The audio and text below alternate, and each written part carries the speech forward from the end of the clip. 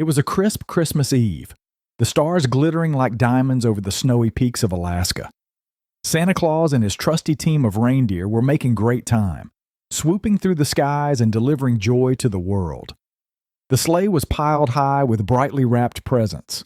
Santa hummed a merry tune as his sleigh soared through the frosty Alaskan sky, the stars twinkling above him. The reindeer pulled with strength and precision, their bells jingling cheerfully. Below, the vast wilderness stretched in every direction, a blanket of untouched snow glistening in the moonlight. But suddenly, a powerful gust of wind swept through the sky, rattling the sleigh. Santa's beard whipped around his face, and he gripped the reins tightly. "Easy there, team. Steady as she goes." The wind howled again, this time with a fierce, biting cold that seemed to cut through even Santa's thick red coat. The sleigh jolted violently, and a loud crack rang out. Santa twisted in his seat and saw with dismay that the left runner of the sleigh had splintered, sending a cascade of golden sparks flying into the night. "Oh dear," Santa exclaimed, his jolly demeanor giving way to concern. "Dasher, pull right. Comet, slow us down. Rudolph, light the way. Carefully now." But the situation only grew worse. The cracked runner caused the sleigh to tilt precariously, making it harder for the reindeer to maintain their rhythm. Santa's sack of presents shifted dangerously, spilling a few brightly wrapped packages into the wind. "Hold tight, everyone," Santa shouted, trying to steer the sleigh back on course. The sleigh began to lose altitude rapidly, the broken runner acting like a drag chute, slowing them unevenly. The reindeer strained against their harnesses, their breath steaming in the cold night air. Rudolph's glowing nose flickered as he struggled to lead the team through the turbulent winds. With a final lurch, the sleigh dipped toward the snowy forest below. Santa's heart pounded. "Brace yourselves," he called out. The sleigh skimmed the tops of the pine trees, scattering snow and needles in every direction. With a deafening thump, it slammed into a small clearing, skidding wildly across the snow. The sleigh tipped onto its side as one of the harness straps snapped, and Santa was tossed into a snowbank with a muffled poof.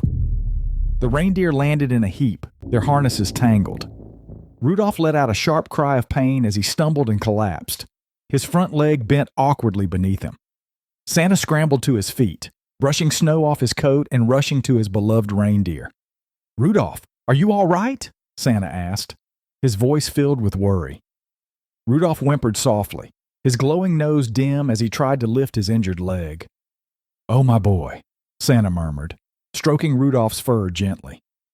He turned to check on the other reindeer, who were shaken but unharmed, then surveyed the damage to the sleigh. The broken runner was completely shattered, and one of the harness buckles had snapped clean off. His sack of presents, though still mostly intact, lay spilled across the snow. Santa sank to his knees, the weight of the situation settling heavily on his shoulders. "What am I going to do?" he muttered to himself. "Christmas depends on this sleigh. Without it, I can't deliver the presents." As Santa fretted, a low, rumbling noise echoed through the forest. He froze, straining his ears. The sound came again, deeper this time, and closer. It was like a growl, but not an unfriendly one. The hairs on the back of Santa's neck prickled. He turned toward the sound and saw two glowing amber eyes watching him from the shadows. "Who's there?" Santa called, standing tall and trying to sound brave. The rumbling grew louder and the snow crunched under heavy footsteps. Then, emerging from the shadows, came a massive, shaggy figure. Santa's eyes widened in astonishment. "Could it be?" he whispered. The creature stepped fully into the clearing, its enormous frame towering over Santa. It was a Sasquatch, its thick hair shimmering faintly in the moonlight. Behind it came a slightly smaller Sasquatch and a young one, their eyes curious but not threatening.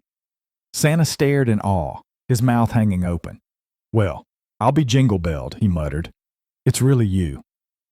The big Sasquatch stepped forward, his amber eyes glowing in the moonlight. "You must be Santa Claus," he said in a deep, rumbling voice. "I've heard tales about you." Santa blinked in surprise. You know who I am?" The Sasquatch grinned. "Of course. I'm Gronk. This is my mate, Mara, and our son, Pip." He gestured to the smaller Sasquatch, who was carrying an armful of pine cones and a carved wooden toy shaped like a bird. Mara stepped closer, her expression softening as she saw Rudolph lying in the snow. "Your reindeer is hurt," she said gently. "He'll need care." Santa nodded. "Yes, he's injured from the crash. But forgive me, I thought Sasquatches were only legends." Gronk chuckled, a sound like distant thunder. "Funny, we've always thought the same about you." Mara smiled. "Our kind tells stories of a man in red who flies through the sky with reindeer, bringing joy to the world. But we didn't believe it was true until tonight." Pip bounced excitedly, pointing at the sleigh. "You really fly?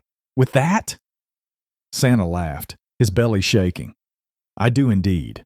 Or at least I used to, until I crashed here."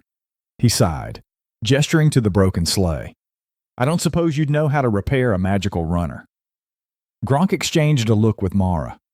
"We might," he said. "Our family has lived here for generations.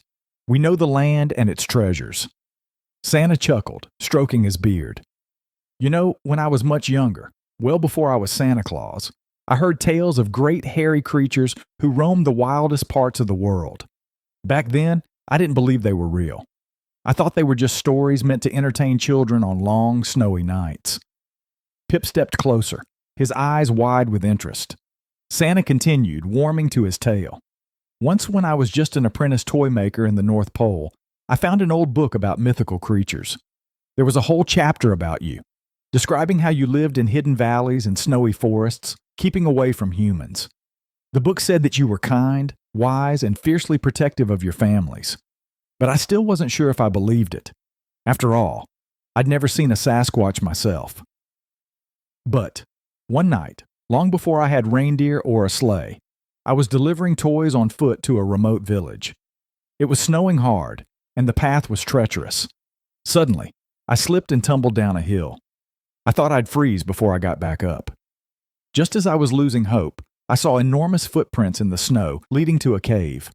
When I followed them, I found fresh berries and a warm fire, as if someone, or something, had left them there just for me. I never saw who it was, but I always wondered if it was a Sasquatch looking out for a clumsy young toy maker." Pip looked up at Santa with wide, sparkling eyes and tugged at his red coat, chattering excitedly. Santa crouched down, looking the young one in the eye. "You remind me of the children I visit every year," Santa said gently. "Curious, full of wonder, and full of good cheer. It's wonderful to meet you all at last."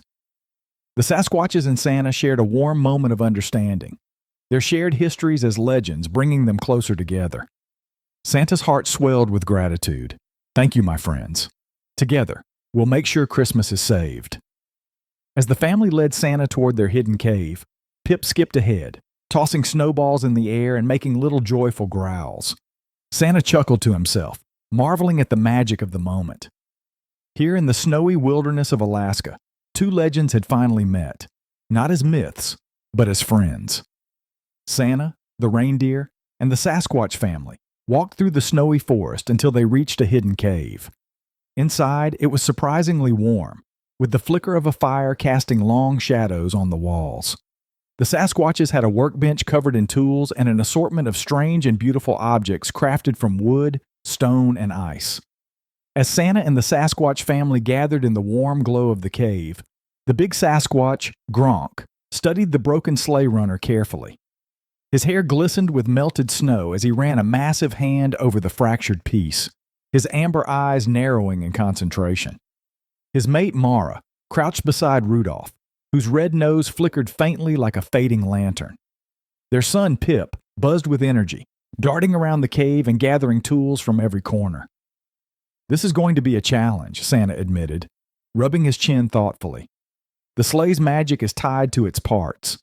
Without my North Pole tools, I don't know how we'll repair it." Gronk straightened up, his voice deep but steady. "We can help.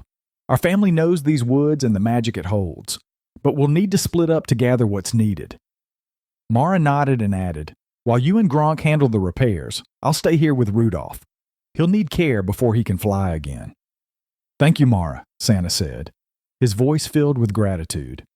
"I don't know what I'd do without you." Pip hopped eagerly on the spot. What about me? What do I do?" Gronk smiled, the corners of his mouth curling slightly under his thick hair. "You're coming with us, Pip. You'll have an important job." He turned to Santa. "Ready?" "Lead the way, Gronk," Santa said, grabbing his coat. "Let's save Christmas." While Gronk, Pip, and Santa left to gather materials, Mara turned her full attention to Rudolph. The reindeer's injured leg lay awkwardly beneath him, and he winced as Mara gently pressed around the swollen area. "You'll be okay," Mara said softly, her voice warm and soothing. She moved to a shelf carved into the stone wall of the cave and selected bundles of dried herbs. "A little rest, a little healing magic, and you'll be good as new." She crushed a handful of frost mint leaves between her palms, releasing a sharp, cooling aroma, and added glowing berries to the mix. The result was a shimmering paste that Mara applied carefully to Rudolph's leg. She wrapped it with strips of soft bark that Pip had gathered earlier, her hands working with practiced skill. Rudolph let out a soft snort, his nose glowing slightly brighter. Santa, returning briefly to check on the progress, was amazed. "You're a healer, Mara?" he asked. She glanced up with a modest smile. "It's a skill passed down in our family. Healing is a gift of the forest." "Well, it's a gift indeed," Santa said, tipping his hat. "Thank you, Mara. We'll need his light before the night is through." Gronk led Santa deep into the forest, his powerful strides crunching through the snow. He scanned the towering trees until he found a silver birch that shimmered faintly in the moonlight. "This one," Gronk said, resting a hand on the trunk. "It's strong, flexible, and has a touch of magic." Gronk unsheathed a sharp stone blade from his belt and began chopping. The rhythmic thwack-thwack echoed through the forest, but as the tree began to fall, a low growl broke through the air. Santa froze, his eyes widening as a massive bear lumbered into the clearing. "Stay back," Gronk said calmly, stepping between Santa and the bear.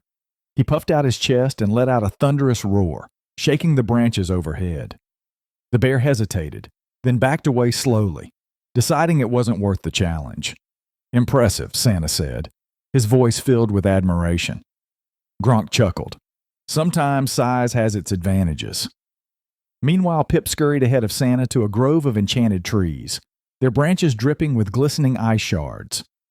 "These hold the magic we need," Pip called, his voice ringing with excitement. He climbed a tree with ease, his sharp claws gripping the icy bark. High in the branches, he spotted a glowing shard of magical ice, but as he reached for it, the branch groaned under his weight. "Be careful, Pip," Santa called, his heart racing. Pip glanced down with a mischievous grin. "Don't worry, Santa. I've got this." He shifted his weight carefully, stretched his arm further, and snapped the shard free. Climbing down, he handed the ice to Santa with a triumphant smile. "You're a brave one, Pip," Santa said, clapping the young Sasquatch on the back. While Gronk and Pip collected their materials, Santa wandered to a grove where golden sap dripped from tree trunks.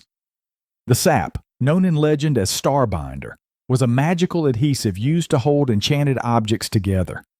Santa pulled out a tin and began collecting it carefully. A sudden gust of wind swirled around him, carrying whispers that sounded like voices. Santa paused, looking around nervously. The shadows of the forest seemed to shift and move, but when he squinted, they disappeared. "Just tricks of the forest," he muttered, shaking his head. He filled the tin and hurried back to the cave. Back in the cave, the family reunited with their treasures. Gronk carried the silver birch, Pip held the magical ice, and Santa brought the golden sap. Mara had finished tending to Rudolph, who stood proudly, his nose glowing brightly once more. "Let's get to work," Gronk said, his voice firm but enthusiastic. Mara shaved the magical ice quartz with a sharp stone, shaping it into a sleek runner. "It needs to be precise," she explained, "or the magic won't hold." Gronk heated the golden sap over the fire, creating a sticky, glowing adhesive. Pip eagerly handed Santa bolts and fasteners made from enchanted wood. Santa worked alongside them, tightening the bolts by hand as Mara attached the runner to the sleigh. The teamwork was seamless, each of them contributing their unique skills. As the final piece clicked into place, the sleigh glimmered with restored magic. Santa stepped back, his eyes shining with gratitude. "You've done it," he said. "You've saved Christmas." "Ho, ho, ho, we've got to go," Santa said, climbing into the sleigh. "But wait, you deserve something special." He reached into his sack and pulled out 3 gifts. For Gronk, he gave a finely carved axe handle made of enchanted wood. For Mara, a string of shimmering lights that glowed like the northern stars. And for young Pip, he handed over a mechanical snow globe that played a soft, tinkling melody. Pip hugged Santa's leg tightly, and the family waved as the sleigh soared back into the sky. Santa's new runner worked like a charm. The sleigh zipped through the night faster than ever, and Santa managed to deliver all the presents just in time. As he returned to the North Pole, he couldn't stop thinking about the Sasquatch family. "Perhaps I should stop in Alaska more often," Santa chuckled to himself, stroking his beard. From that night on, every Christmas Eve, Santa would leave a small gift in the clearing where he had landed, a token of gratitude for his big, hairy friends.